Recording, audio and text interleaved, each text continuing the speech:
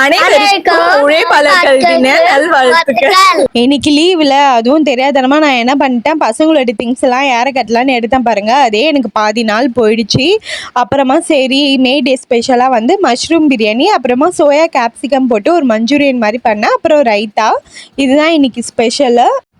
Soya Manchurian recipe வேணும்னா கீழே comment பண்ணுங்கள். லீவுன்னு தான் பேர், எப்படி வேலை ஆகுதுன்னே தெரியல, நாளே போயிடுது. சரி பூஜைக்கு வந்து பால் கொழுக்கட்டை பண்ணலான்ட்டு பண்ணிட்டு இருந்தேன்.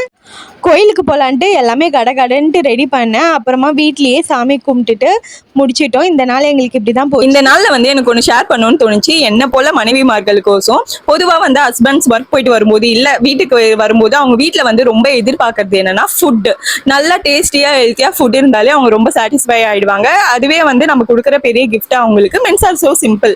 அஃப்கோர்ஸ் நம்மளும் ஒர்க் பண்ணுறோம், அதனால நம்மளும் ஹெல்த்தியாக டேஸ்ட்டாக சாப்பிட்டுக்கிட்டா ஒன்றும் இல்லை, நம்மளும் சாப்பிட்டுப்போம். என்னவோ எனக்கு ஷேர் பண்ணணும்னு தோணுச்சு, அவ்வளோதான். ஓகே.